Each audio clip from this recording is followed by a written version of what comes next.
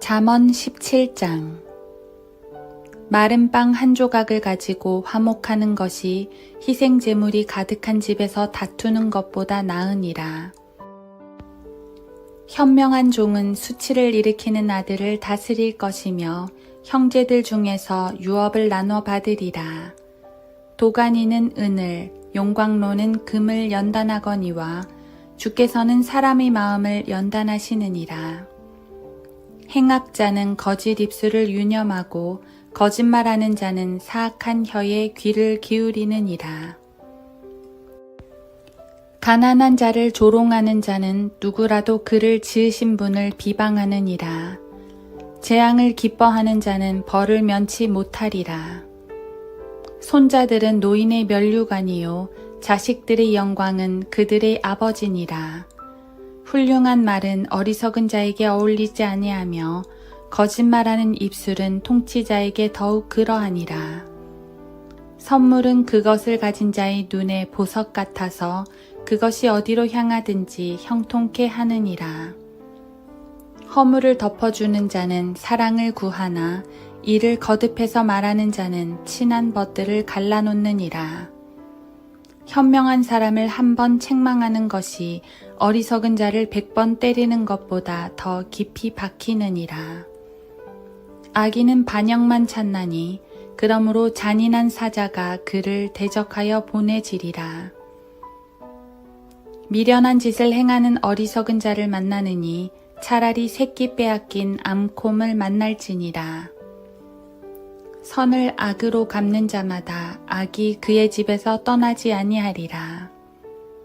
다툼의 시작은 물을 새게 하는 것과 같으니 싸움이 일어나기 전에 시비를 멈추라. 악인을 정당화시키는 자와 의인을 저주하는 자들은 둘 다 죽게 가증하니라. 어리석은 자는 지혜의 마음이 없거늘 그가 손에 값을 가지고 지혜를 사려 함은 어쩌민가. 친구는 언제나 사랑해주고 형제는 역경을 위하여 태어났느니라. 명철이 없는 자는 손뼉을 치며 그의 친구의 면전에서 보증을 서느니라. 다툼을 사랑하는 자는 죄과를 사랑하는 자요 자기 문전을 높이는 자는 파멸을 찾는 자니라. 비뚤어진 마음을 가진 자는 좋은 것을 얻지 못하며 패역한 혀를 가진 자는 재앙에 빠지느니라. 어리석은 자를 낳는 자는 그로 인하여 슬픔을 당하고 어리석은 자의 아비는 기쁨이 없느니라. 즐거운 마음은 약과 같이 좋으나 상한 영은 뼈를 마르게 하느니라. 악한 사람은 사람의 품에서 나온 뇌물을 받고 재판의 길을 굽게 하느니라. 지혜는 명철을 지닌 자의 앞에 있으나 어리석은 자의 눈은 땅 끝에 있느니라. 어리석은 아들은 그의 아비에게 슬픔이 되고 그를 낳은 어미에게 고통이 되느니라. 의인을 벌하는 것도 공평함을 인하여 통치자들을 때리는 것도 선하지 아니하니라. 지식이 있는 자는 말을 삼가며 명철한 사람은 뛰어난 영을 가졌느니라. 어리석은 자일지라도 잠잠히 있으면 현명하게 여겨지고 입술을 닫고 있는 자는 명철한 사람으로 여겨지느니라. 하루 한 장 잠언 묵상. 잠언 17장. 허물을 덮어주는 자는 사랑을 구하나 이를 거듭해서 말하는 자는 친한 벗들을 갈라놓느니라. 잠언 17장 9절. 당연한 말씀입니다.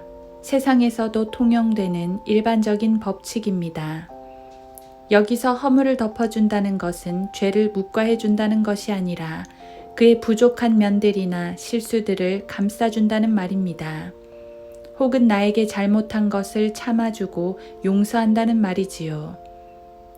그런 사람은 그 자신도 사랑을 보여주는 것이고 또 그렇게 함으로써 상대방에게서 사랑을 얻게 됩니다. 말하자면 친구를 얻게 되는 것이지요. 반면 이를 거듭해서 말하는 자, 즉 다른 사람의 허물과 실수를 반복해서 말하고 책망하고 소문을 내는 자는 친구들을 갈라놓을 뿐 아니라 자기 자신도 미움을 받게 됩니다. 이런 일들이 세상에만 있으면 괜찮은데 그리스도인들의 세계에서도 일어난다는데 문제가 있습니다. 이게 세상 사람들의 일이기만 하면 왜 성경에 기록되어 있겠습니까? 성경은 성도들에게 보라고 기록한 책입니다. 물론 죄인들도 보고 구원받아야 하지만 성경을 읽는 주 계층은 성도들입니다. 그 중에서도 잠언은 대부분의 성도들이 가장 사랑하는 책입니다. 그 성경의 한가운데에 이런 말씀들이 가득합니다. 한마디로 우리에게 그러지 말라는 것입니다. 성도들은 서로 사랑하라는 것입니다. 베드로 전서에서도 말씀하신 것처럼 사랑이 허다한 죄들을 덮는다고 하였으니 서로 간의 허물을 덮고 용납하라는 것입니다. 그런데 가만 보면 이 말씀은 우리 주 예수님과 우리 원수 사탄에게 적용되는 것 같습니다. 사탄이 얼마나 우리의 죄와 허물들을 들춰내는지요. 성경은 사탄을 고소자라고 말합니다. 그 옛날 욥을 하나님 앞에 고소했던 것처럼 지금도 항상 우리 주변을 도사리면서 호시탐탐 우리를 고소할 준비를 하고 있습니다. 반면 우리 주 예수님은 허물을 덮어주시는 분입니다. 십자가에서 우리의 모든 죄와 허물을 그분의 피로 덮어주셨습니다. 주님의 피가 우리의 죄들을 씻어내고 주님이 친히 우리의 변호인이 되셨습니다. 주님은 우리를 향한 희생과 용서로 그분의 사랑을 나타내셨습니다. 주님은 사랑을 위하여 거룩한 천상의 사랑을 위하여 그 일을 하셨고 이로써 우리가 받고 누리고 감사하고 또 베풀 사랑을 완성하셨습니다. 사탄은 그 무엇으로도 우리를 향한 하나님의 사랑을 끊을 수 없습니다. 그래서 사탄은 또 다른 칼날을 갈고 있는 것 같습니다. 하나님과 성도의 사랑은 끊을 수 없으니 성도와 성도의 사랑을 친한 벗들을 끊어버리려는 것 같습니다. 보십시오. 얼마나 많은 성도들이 사탄의 이간질에 속아 서로 반목하고 싸우고 있는지 말입니다. 많은 이들이 서로의 허물을 찾아 들춰내고 있습니다. 때로는 허물이 아닌 것도 허물로 만들어가며 정죄합니다. 물론 죄 가운데 있으면 말씀으로 책망받아야 합니다. 진리를 거절하는 자들도 책망받아야겠지요. 하지만 우리는 압니다. 죄를 책망해서 돌이키게 하시는 분은 성령님이고 허물을 들춰서 형제 사이를 갈라놓는 건 사탄이라는 사실을 말입니다.